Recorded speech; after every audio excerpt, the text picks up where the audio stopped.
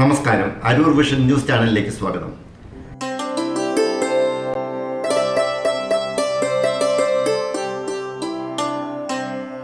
അടിച്ചമർത്തപ്പെട്ടവന്റെ അതിജീവനത്തിന്റെയും നഷ്ടപ്പെട്ട പൈതൃകത്തിനു വേണ്ടിയുള്ള പോരാട്ടത്തിന്റെയും അടിമച്ചങ്ങല പൊട്ടിച്ചെറിയാനുള്ള ശക്തമായ രാഷ്ട്രീയ പ്രഖ്യാപനമാണ് കുഞ്ഞുമോൻ അരൂരിന്റെ കവിതകളിൽ പ്രകടമായി തെളിയുന്നത്. പുരോഗമന കലാസാഹിത്യ സംഘം PG വായനക്കൂട്ടം അരൂർ വിജയാംബിക ഗ്രന്ഥശാലയിൽ കുഞ്ഞുമോൻ അരൂരിന്റെ ആദ്യ കവിതാ സമാഹാരമായ പോത്ത് എന്ന പുസ്തകം ചർച്ച ചെയ്തു. വായനശാല പ്രവർത്തകനും സാംസ്കാരിക പ്രവർത്തകനുമായി അറിയപ്പെടുന്ന KS പ്രദീപ് കുമാറാണ് ചർച്ച ഉദ്ഘാടനം ചെയ്തത്. പ്രകാശനം ചെയ്തു.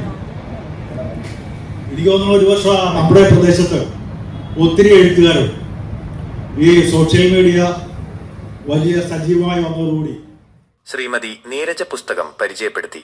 ചന്ദിരൂർ ഗവൺമെന്റ് ഹൈസ്കൂളിലെ മലയാളം അധ്യാപികയായ സുഷമ ടീച്ചർ ചർച്ചയ്ക്ക് നേതൃത്വം നൽകി.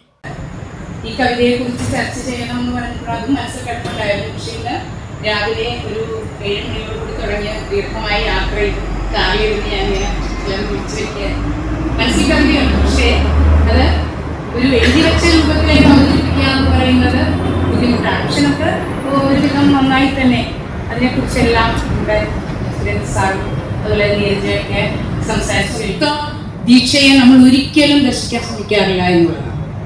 കാരണം അതൊരു സേഫ് സോണാണ്, നമുക്ക് രക്ഷപ്പെടലാണ്. വായനക്കാരായ നമ്മളും എഴുത്തുകാരായവർക്കും ഒക്കെ ഒരു രക്ഷപ്പെടലായിട്ട് നമ്മൾ അതിനെ കൊണ്ടുപോവുകയാണ് ചെയ്യുന്നത്. പലപ്പോഴും ആ ഒറിജിനലായിട്ടുള്ള അതിൻ്റെ അവസ്ഥകളിലേക്കോ അതിൻ്റെ എന്താണ് അത് പുലർത്തുന്ന മാനദണ്ഡം എന്നൊക്കെ പറയാനായിട്ട് നമ്മൾ മടിച്ചുകൊണ്ട് നമ്മൾ മാറി നിൽക്കാൻ ശ്രമിക്കാറുണ്ട്.